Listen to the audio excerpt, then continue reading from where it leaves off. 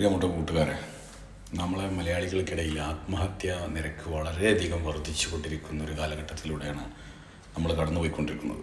എന്തുകൊണ്ട്? എസ്പെഷ്യലി വിവാഹിതരായ സ്ത്രീകൾക്ക് ഇടയിലാണ് ഇത് വർദ്ധിച്ചു വരുന്നത് എന്ന് നിങ്ങൾക്ക് കുറച്ച് മാസങ്ങളായിട്ടുള്ള ന്യൂസുകൾ എടുത്തു കഴിഞ്ഞാൽ മനസ്സിലാക്കാൻ കഴിയും. ഈ കേരളത്തിൻ്റെ ടോട്ടൽ പോപ്പുലേഷൻ 3.5 കോടിയാണെന്നുണ്ടെങ്കിൽ 1.88 വരുന്നത് സ്ത്രീകളാണ്. 1000 പുരുഷന്മാരുണ്ടെങ്കിൽ 1084 സ്ത്രീകളുണ്ട്. സ്ത്രീജനങ്ങൾ എന്തിനാണ് ഇത്ര പെട്ടെന്ന് മരണത്തിലേക്ക് നടന്നെടുക്കുന്നത്? നിങ്ങൾക്ക് പറ്റാത്ത രീതിയിലുള്ളൊരു ബന്ധമാണ് വിവാഹത്തിന് ശേഷം നിങ്ങൾക്ക് കിട്ടിയിട്ടുണ്ടെങ്കിൽ അത് വേണ്ട എന്ന് വെക്കാനുള്ള അവസരം നിങ്ങളെ മുന്നിലുണ്ട്. നിയമപരമായിട്ടും എല്ലാം അത് സാധ്യമായൊരു കാലഘട്ടത്തിലാണ് നമ്മൾ ജീവിക്കുന്നത്. ഒരു കല്യാണം കഴിച്ച് എന്ന് വിചാരിച്ചിട്ട് ഭർത്താവിൻ്റെ സ്വഭാവം ശരിയല്ല, നടപടി ശരിയല്ല എന്നുണ്ടെങ്കിൽ നിങ്ങൾ ആത്മഹത്യ ചെയ്യല്ല അതിനുള്ള പരിഹാരം. അയാളായിട്ട് ജീവിച്ചു പോകാൻ പറ്റില്ല എന്നുണ്ടെങ്കിൽ വീട്ടുകാരെ അറിയിക്കുക.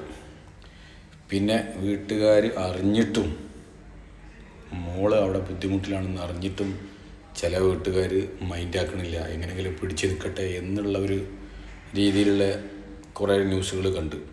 അതായത് പെൺകുട്ടി ആത്മഹത്യ ചെയ്തതിന് ശേഷം ഇവർ ന്യൂസിൽ വരും, മീഡിയേൻ്റെ മുന്നിൽ പറയും, എൻ്റെ മോൾ അങ്ങനെ ബുദ്ധിമുട്ടിലായിരുന്നു, ഇങ്ങനെ ബുദ്ധിമുട്ടിലായിരുന്നു, അവൻ അങ്ങനെ ചെയ്തിട്ടുണ്ടായിരുന്നു, അങ്ങനെ ഉപദ്രവിക്കുമായിരുന്നു എന്നൊക്കെ പറഞ്ഞിട്ട് പിന്നെ ന്യൂസ് ചാനലുകളോട് അവർക്കൊരു കണ്ടൻറ് ഉണ്ടാക്കാൻ വേണ്ടിയിട്ട് വെറുതെ അങ്ങനെ തുറന്ന് പറച്ചിലൊന്നും വലിയ കാര്യമില്ല.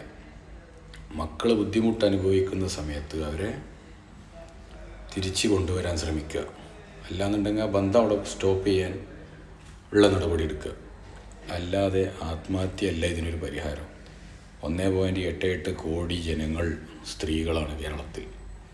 അപ്പോൾ ഇത്രയും വലിയ ഒരു പോപ്പുലേഷൻ സെറ്റപ്പ് ഉണ്ടായിട്ട് നിങ്ങൾക്ക് ഒരാളോട് പോലും നിങ്ങളുടെ വിഷമങ്ങൾ പറയാനും സാധിക്കാത്ത ഒരു കണ്ടീഷൻ. എന്ത് ബുദ്ധിമുട്ടുണ്ടെങ്കിലും മനസ്സിലടുക്കി പിടിച്ച് ജീവനെ അവസാനിപ്പിക്കുക. ഇങ്ങനെ ഒരു സംഭവം അത് നിർത്തേണ്ട കാലം അതിക്രമിച്ചിരിക്കുന്നു. അതിൽ ഇടപെടേണ്ട മാതാപിതാക്കളാണെങ്കിലും ആങ്ങളമാരാണെങ്കിലും ഫ്രണ്ട്സാണെങ്കിലും ഈ മരണപ്പെട്ടു പോയ ആരെങ്കിലും ഒരാളൊന്നും ഇത് പറയാനോ പരിഹരിക്കാനോ ഇല്ലാത്ത ആളുകൾ ഉണ്ടാവാനില്ല.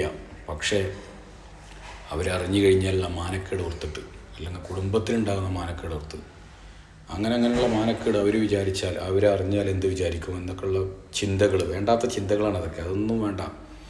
നിങ്ങളൊരു പ്രശ്നത്തിലാണോ, നിങ്ങളെ വേണ്ടപ്പെട്ടവരോട് പറഞ്ഞിട്ട് അതിനൊരു പരിഹാരം ഉണ്ടാക്കുക. ഇനി വേണ്ടപ്പെട്ടവർ അതിൽ പരിഹാരം ഉണ്ടാക്കില്ലെങ്കിൽ സ്വന്തമായിട്ട് നിങ്ങൾക്കൊരു പരിഹാരം ഉണ്ടാക്കുക. ഒരു ജോലി കണ്ടെത്തിയിട്ട് ഈ കാര്യം ഇതിൽ നിന്ന് ഒഴിവായിട്ട് ജോലി ചെയ്ത് ജീവിച്ചൂടെ? ഇന്നത്തെ കാലത്ത് സൂപ്പർ മാർക്കറ്റിൽ വെജിറ്റബിൾ നന്നാക്കി കൊടുത്താൽ തന്നെ 10,000-15,000 റുപ്യ കിട്ടും. മനസ്സിലായോ? ഏറ്റവും കുറഞ്ഞത്. പിന്നെ പെട്രോൾ പമ്പിൽ പെട്രോൾ അടിക്കാൻ പോയിക്കൂടെ? മണിക്കൂറിന് 50 റുപ്യ വെച്ചിട്ട് അവിടെ കിട്ടൂലേ? 12 മണിക്കൂറൊക്കെ ജോലി ചെയ്യണം 600 റുപ്യയിലെ. പെട്രോൾ പമ്പിലൊക്കെ ഈസി ആയിട്ട് ജോലി കിട്ടും, വലിയ ക്വാളിഫിക്കേഷനൊന്നും വേണ്ട. പിന്നെ സ്ത്രീകളോടാ പറയുള്ളൂ, ഒരു വീട്ടിൽ ഒരു 2 മണിക്കൂർ അടിച്ച് ഒന്ന് ക്ലീനാക്കി കൊടുക്കാൻ പോയാൽ ഒരു 10,000-12,000 റുപ്യ അങ്ങനെ കിട്ടൂലേ? എന്തൊക്കെ ചാൻസുകളുണ്ട് ജീവിക്കാൻ വേണ്ടിയിട്ട്. ഈ ഭർത്താവിൻ്റെ ഒരു വരുമാനത്തിൽ നിന്നുള്ള ഒരു ഇത് കിട്ടിയിട്ടില്ല എന്നുണ്ടെങ്കിൽ എനിക്ക് ഇനി ജീവിതമില്ല എന്നുള്ള ചിന്ത ഒക്കെ ഒഴിവാക്കണം. ശ്രദ്ധിക്കുക. ജീവിതം നല്ലപോലെ കൈകാര്യം ചെയ്യുക. പറ്റാത്ത സാഹചര്യങ്ങളിൽ നിന്ന് മാറി നിൽക്കുക. ആത്മഹത്യ ചെയ്യല്ലേ, ജീവിച്ച് തീർക്കുക. എങ്ങനെയെങ്കിലും ജീവിതം അത് എങ്ങനെയെങ്കിലും നല്ല രീതിയിൽ ഹാപ്പി ആയിട്ട് ജീവിക്കുക. അതിന് ജോലി ചെയ്യുക, സമ്പാദിക്കുക. ഇതൊക്കെ ആയിരിക്കട്ടെ നിങ്ങളുടെ ലക്ഷ്യങ്ങൾ.